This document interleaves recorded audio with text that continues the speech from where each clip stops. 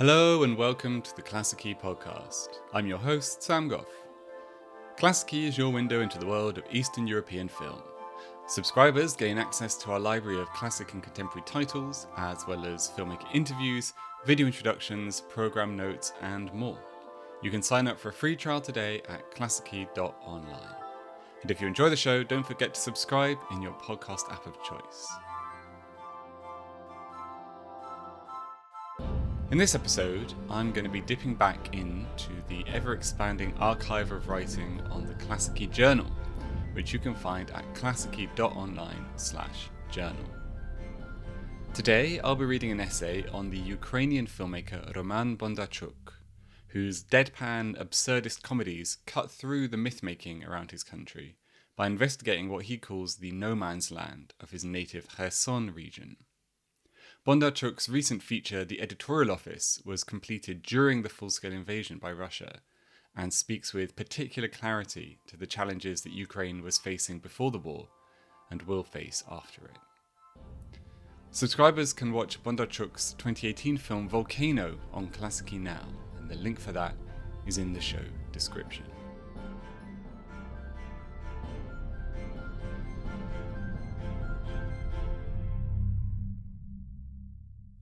The war against Ukraine has tragically altered our understanding of its territory.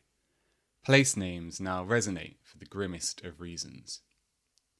Perhaps nowhere is this truer than in the south and east of the country, victim of Russian occupation and the most entrenched fighting stretching back over a decade. The eastern Donbass region, once synonymous with industrial heritage in decline, is now shorthand for the devastation inflicted on cities like Bakhmut and Mariupol. The metropolitan port town of Kherson, located between Odessa and Crimea, has likewise borne the brunt of this combined military and epistemic violence. A strategic stronghold that was occupied and briefly lent its name to a supposed People's Republic conjured by Russia. The city's liberation in the Ukrainian counteroffensive of 2022 sparked euphoric defiance in the local population. The ecocidal destruction of the Kakhovka Dam in June 2023 has since left its brutal mark as the war drags on. Watching films from before the full-scale invasion can be a strange and bitter experience. One cannot help but scan them for premonitions of what was to come, a kind of retrospective fatalism. At the same time, they also provide windows onto alternate futures now foreclosed. This blend of pessimism and optimism can be unsettling, but it is nonetheless worth sitting with the sensation, bearing witness to the very recent past of a country that is not reducible to armed conflict and defence. Doing so reminds us of a Ukraine of personal and political frustrations, but also potential, including the potential for comedy. In his two fiction features to date, Kherson native Roman Bondarchuk has established himself as one of his country's most promising filmmaking talents, his dryly dark comedies capturing the stranger-than-fiction texture of life in what the director calls the no-man's land of the southern steppe between Crimea and mainland Ukraine. Volcano, from 2018, arrived halfway between the occupation of Crimea in 2014 and the escalation of 2022, while the Editorial Office was shot just before the full-scale invasion, but only released in 2024. Bondarchuk is well known in Ukraine as a documentarian. The director of the DocuDays festival, he made his name with non-fiction titles like Euromaidan Rough Cut, Ukrainian Sheriffs, and Dixieland. And he brings the diligence and analytical bent of the non-fiction world to bear on his fiction films, working with local non-professionals and deriving his subjects from direct encounters with the region and painstaking research into the issues affecting it. They are bracing to watch in light of Ukraine's wartime lionization in the West. Bondarchuk is not forgiving of the corruption that blights Ukrainian society, nor blind to its troubled history, but he retains a profound faith in its people to tackle these problems. If he makes absurdist comedies, then that is because they reflect life in no man's land. A case in point, Volcano began life as a documentary, and the authenticity of local people and locations is key to its success. An encounter with the uncle of his wife and screenwriting partner Daria Avichenko set things in motion. A former fish farmer, in Bondarchuk's telling, this man lost everything and wanted to become something again. He constantly invented crazy business ideas. One was to dig up German bombs and sell them. He'd said, "All I need is a good metal detector and some connections in Germany. You should help." I took my camera and I started to follow him. Slowly, I was inspired by his philosophy that every day can be your last. Together with the writer Alla Tutunik, Bondarchuk and Avichenko abandoned their non-fiction plans, realizing that the paradoxes of the location and its people spoke for themselves. The film follows Lukas, played by Serhiy Stepansky, a straight-laced interpreter for the Organization for Security and Cooperation in Europe, one of the many international groups who hovered over the disputed territories of eastern Ukraine in the post-Maidan years.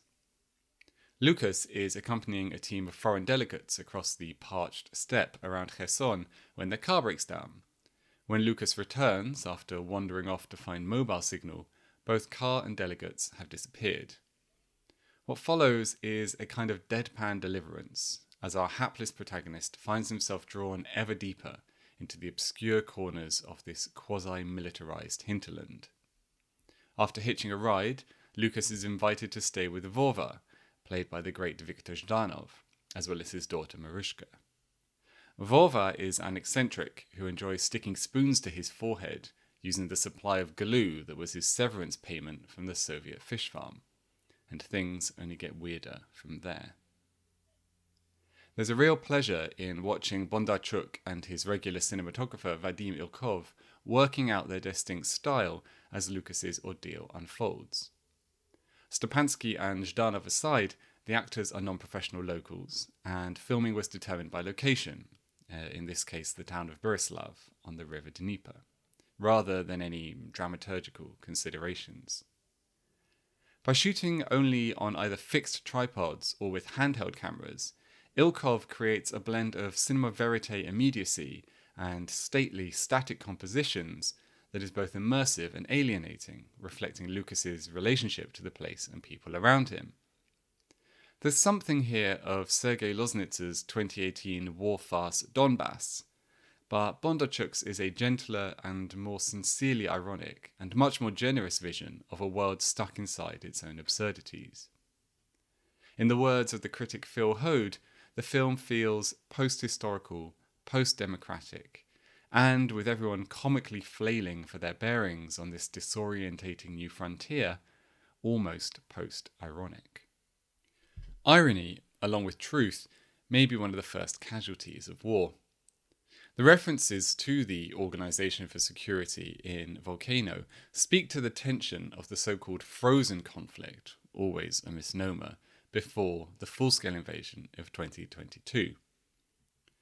Bondarchuk's second feature, The Editorial Office, brings us right to the brink, and in its bruising epilogue, to the imagined future end of that full-scale war.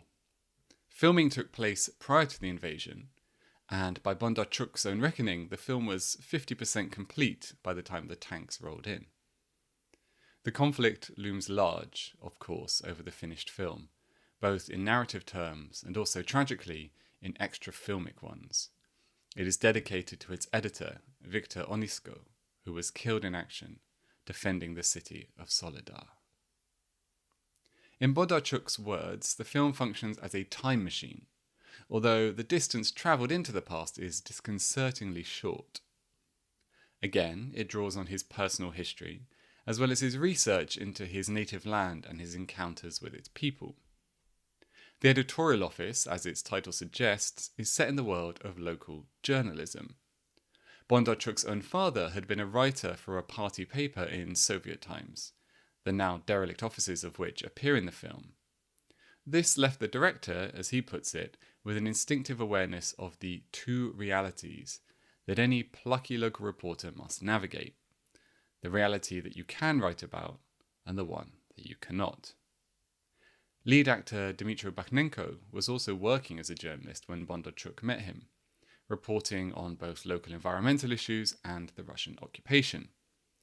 As they had done with Volcano, Bondarchuk and Avichenko incorporated these real-life details into the fictional narrative, even going so far as to send Bakhnenko himself to acting lessons for several months so that he could convincingly play the lead. Bakhnenko plays Yura, a young biologist at the sleepy Kherson Natural History Museum. Together with his colleague Mikhailo, Yura spends his time in the nearby sand dunes and forests in search of an endangered species of groundhog. If found, this critter could make the area viable for inclusion in the European Green Belt, saving it from economic repurposing. But instead of the elusive rodent, Yura witnesses and photographs arsonists starting forest fires. It's when he takes the evidence of this to the local press that his troubles truly begin. Fired from the museum for muckraking, he finds himself on the staff at a sensationalist local tabloid, where he starts to unravel the threads of a bewildering conspiratorial network with designs on the upcoming mayoral elections. This summary hardly does justice to the picaresque world that Bondarchuk sketches out over the course of the film. Call it a documentarian's response to a post-truth world. Subplots include his efforts to extract his mother from the clutches of a sinister American cryptocurrency hawker, his charged interactions with her lover Ruslan, a party apparatchik and part-time neo-shamanic cult leader, and his burgeoning relationship with Lera, a disgruntled newspaper colleague and activist involved in civilian preparations for the Russian invasion that everyone knows is around the corner, but which the authorities are choosing to ignore. Meanwhile, the editors at Yura's new paper are hacks and frauds to a man, knowingly serving up conspiratorial and lurid material in order to stay on the right side of the political fence. Bondarchuk has described the hectic narrative as a response to the environment. It's impossible, he says, to wrap this terrible reality in a simple form. The truly disturbing thing, in the end, is that this chaos is by design. As Ruslan tells Yura, it's what keeps the region from being overrun from the outside. But is this unstable stability worth the collateral damage? This is not to say that the film lacks a moral core. Yura and Lera may be naive to the point of self-destruction, but there is heroism in their dedication to exposing the corruption around them. Likewise, the volunteers trying to prepare the ground for Russian aggression in the face of official diffidence. The most dedicated people with the right values are always the minority, but when they come together, they can change the reality. As Bondarchuk himself put it when the film premiered at the Berlin Film Festival. The cause of national self-defense is posited as the glue that will ultimately bind together all these disparate post-truth realities. Certainly, the questions of municipal corruption and media malingering that have taken a backseat during the war. Kherson has suffered grievously. Most of the locations in which the film was shot no longer exist, as Bondarchuk noted in an interview with Variety. They've been destroyed, flooded, or burned. What happened to the people who starred in the film is also unknown. With this in mind, the coda to the editorial office is all the more striking. The war is over. A Zelensky stand-in, flanked by comical avatars of now out-of-date Western leaders including Boris Johnson and Olaf Scholz, leads a symbolic tree-planting ceremony as part of reconstruction efforts in the Kherson region, while soldiers around them sweep for landmines. The villainous politicians and editors we have come to loathe are, of course, in attendance, preening for the cameras and burnishing their own post-war reputations. And the likes of Yura and Lera are nowhere to be seen. In a film defined by deadpan absurdism and flights of fantasy, the sequence is startling for the bitterness of its irony in the face of eventual victory. It's a brief but potent glimpse into the challenges that will be faced by post-war Ukrainian cinema. and Roman Bondarchuk's uncertain place within it. That was Roman Bondarchuk's Ukrainian Badlands, written and read by Sam Goff. You can find this and other essays, companions and watch lists on our journal at klassiki.online/journal. Subscribers can watch Bondarchuk's 2018 film Volcano on the site now by following the link in the show description. Don't forget to subscribe to the show in your podcast app of choice, and remember you can get in touch with us anytime at podcast@klassiki.online.